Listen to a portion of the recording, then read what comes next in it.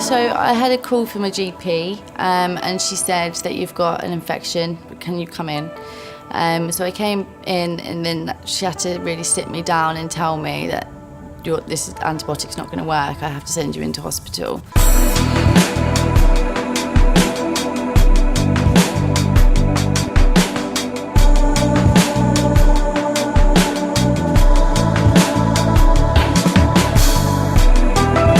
Like most organisms, bacteria evolve. They evolve pretty rapidly, in fact. So when they're exposed to antibiotics, they try to evade them, and so what they're trying to do is to either pump the antibiotics out of their system, or they develop mechanisms which render the antibiotics ineffective in terms of the enzymes or proteins they're working with. They're trying to evade these antibiotics so that they survive. And so I think we need to find more and more ways to overcome that resistance by bringing new classes of antibiotics forward to address that. When I fell pregnant and I had 2 attacks of superbugs, that was when I found it scariest, because it could not just affect me, it can affect my son. Obviously the panic just gets in because we have to wait 3 days to find out what bug it is.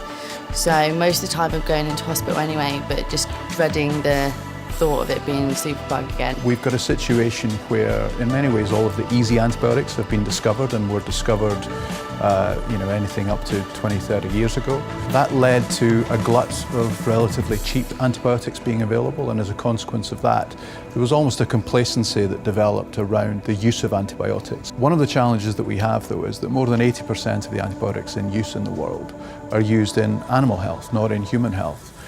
But they're not used in animal health, they're used as growth promoters to improve yields of animals in the food chain. And that's a real challenge, and that's something that we've got to address going forward. Bacteria have been split into generally 2 classes, gram-positive and gram-negative bacteria. Gram-negative bacteria tend to be more resistant to antibiotic treatment.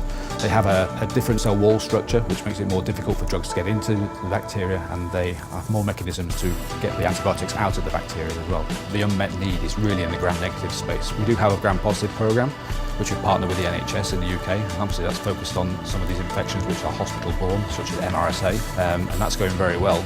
But our commercial focus really now is around gram-negative infections, where there's a much higher unmet medical need. We're typically looking at around 8 years timescale. Typically more like 12 years is a typical timescale to bring a drug all the way to market.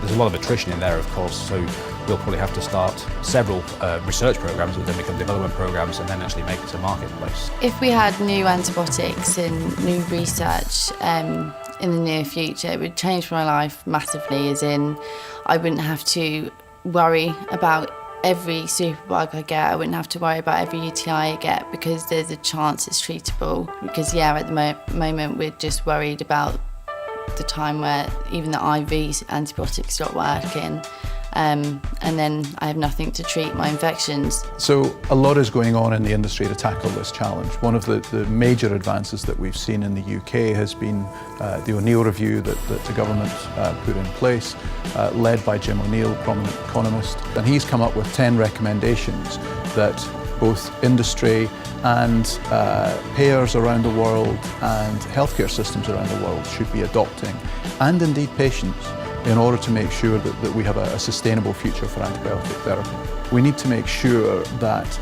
patients understand the issues around antibiotic therapy, such that when they go in to see their GP, they're not putting pressure on GPs to give them a script, so that they walk away feeling that they have a pill so they'll be better. So I think the new research and development in new antibiotics is life-changing for people like me especially, and I think it's very important for our next generation to be able to make new antibiotics as soon as possible.